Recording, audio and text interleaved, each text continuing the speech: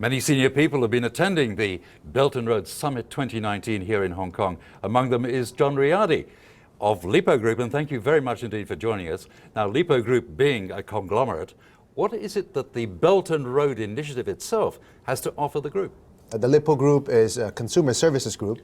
Last year we served about 50 to 60 million unique Indonesians who in aggregate generate about 10,000 transactions every minute of the day. Our mission, our vision is to serve the rising middle-class Indonesians.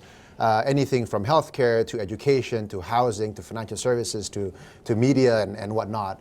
And as we take a look at the needs of this middle-class population, we think there are great opportunities for us to be able to synergize and to partner with other partners in China. So really looking at some of the, if you like, success stories that are out there on the Belt and Road Initiative, do any involve the Lipo Group? I think one would be housing. If you take a look at Indonesia, the home ownership rate today is at 60%. So that's probably going to go up to about 80% over the next 10 years. So that's an addition of about 12 million homes. The Chinese lesson over the last 15 years of how home ownership went from 50 to about 85%, I think is interesting. So as we learn with, from the Chinese developers on how you provide housing at scale and providing good value to homeowners, I think is very important. I think infrastructure is another. China has been an important player as Indonesia continues to build out its infrastructure, whether it's fast speed trains or MRTs or elevated highways.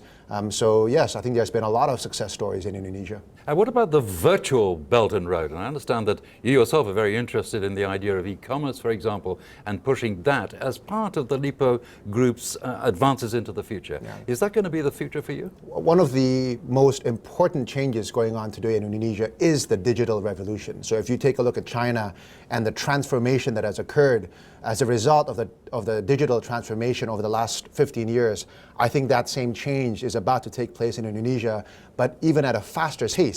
That's a huge future for Indonesia, a huge opportunity, and also an area where our group is investing immensely. Looking at the Belt and Road and the Greater Bay Area, those 9 cities on the Chinese mainland with Hong Kong and Macau, where does Hong Kong sit as an opportunity, if you like, for those big initiatives? Hong Kong has always been the opening for many people from outside of China to enter into China.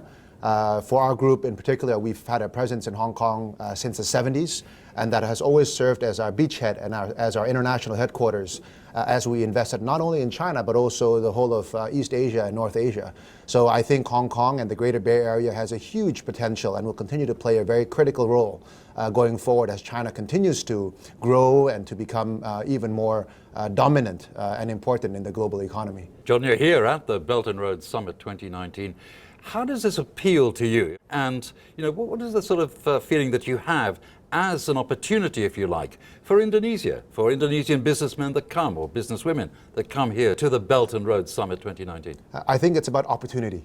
I think people recognize the opportunities that lie ahead and the potential to work with China and Chinese companies and partners to be able to realize those opportunities. So it's a very exciting time and atmosphere here at the Belt and Road Summit.